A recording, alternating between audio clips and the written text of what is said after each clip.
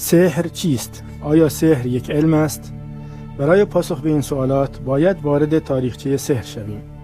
لازم به ذکر است که اطلاعات این پیج در هیچ کتابی ذکر نشده و تمامی این مطالب جزو علوم اولیا هستند. قبل از نزول آدم و ابلیس، دو قوم به نامهای حن و بن روی زمین زندگی می‌کردند.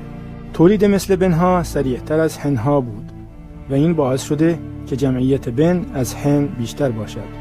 در مقابل حنها ساختار بدنی قوی و نیرومندی داشتند و به علت تعداد کمشان بیشتر روی قدرت‌های نظامی تمرکز کرده بودند.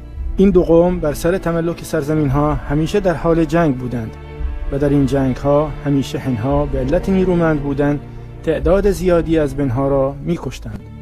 به غیر از حن و بن، قوم سومی که از جنس نور بودند روی زمین زندگی می‌کردند.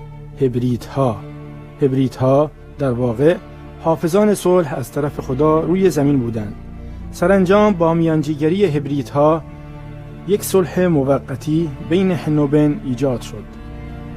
در پست بعدی علت نزول جنها روی زمین و ارتباط آن با حن و بن را خواهیم گفت و در مورد تعداد و مشخصات طوایف جن هم صحبت خواهیم کرد. ما را دنبال کنید.